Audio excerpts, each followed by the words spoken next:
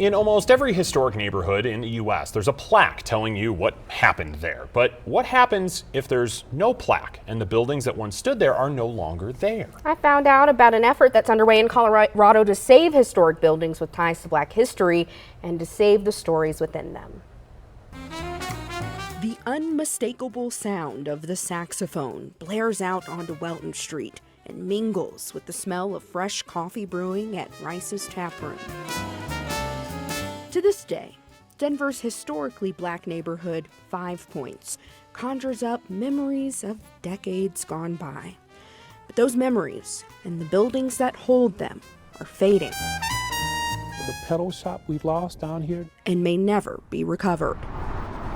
Famous people walk through here. Sonny Liston walked through here. Wow. Before his bout with Muhammad Ali, training here.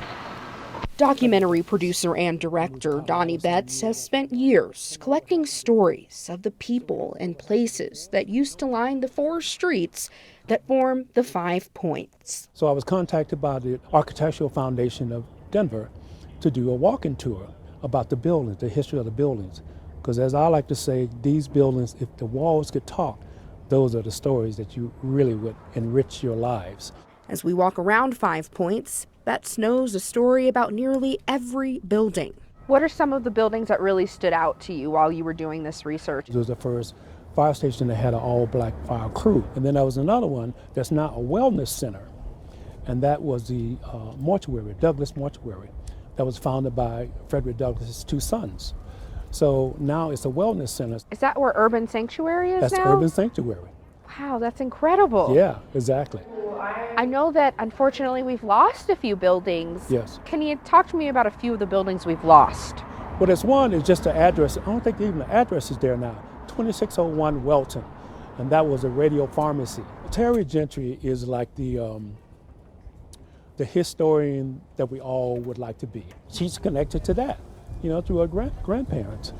I learned, going back and doing some research, I learned that my great-grandfather had his dental practice upstairs for about 10 or 12 years. Terry Gentry is History Colorado's engagement manager for Black communities. We've been working on marketing and documenting the Green Book sites around the state and discovering so many places that we didn't know existed. The Green Book was a segregation-era guide for Black travelers throughout the U.S.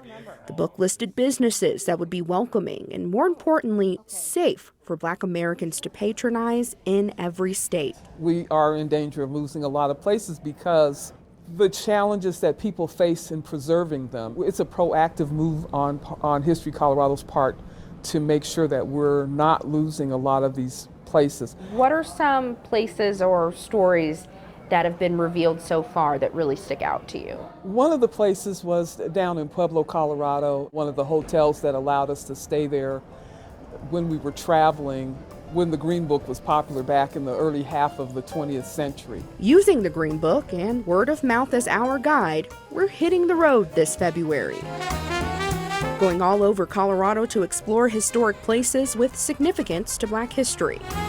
I'm Micah Smith, and we invite you to join us as we highlight the places saved by community voices and those still in danger of being lost to time. And every Thursday on Denver 7 News at 5 this month, we'll have a new part of this series. Hint, next week, we're going to Pueblo. We hope you'll watch. We'll be right back.